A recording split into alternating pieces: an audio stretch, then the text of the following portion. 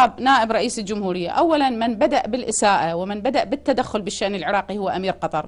أمير قطر نسي أن قطر لا تعدو كونها دولة صغيرة لا ترى بالعين المجردة، يحتاج لك ميكروسكوب يلا يشوفها بخريطة العالم.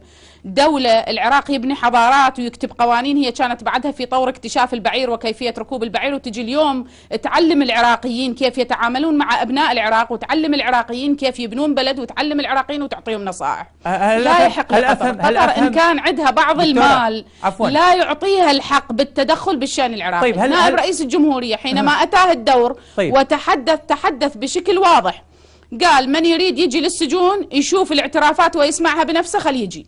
تحدث أن العراق قادر أن يستوعب كل أبنائه وخيراته بإمكانها أن تغطي كل أبنائه. العراق منفتح على أشقاء العرب ويريد يمد إيدينا لهم ومدها سابقا مو اليوم.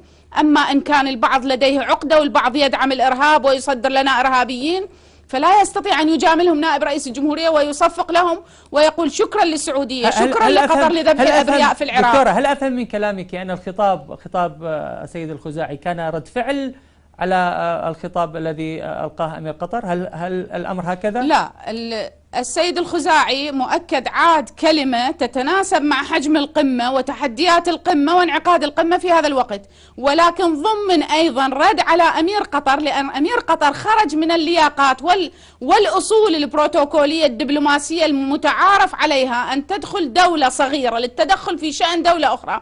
من أعطى أمير قطر الحق بأن يكون مدافع عن مكون عراقي أصيل، مكون محترم، مكون شريك في عملية سياسية، مكون له من يمثله اليوم في البرلمان وفي الحكومة من أعطى الحق لأمير قطر؟ أمير قطر خليه يروح يحل مشاكله مع دول الخليج اللي سحبت سفرائها، خليه يحل مشاكله مع العالم كل اليوم اللي يصيح قطر تدعم الإرهاب وقطر تتدخل بشأن دول أخرى. اليوم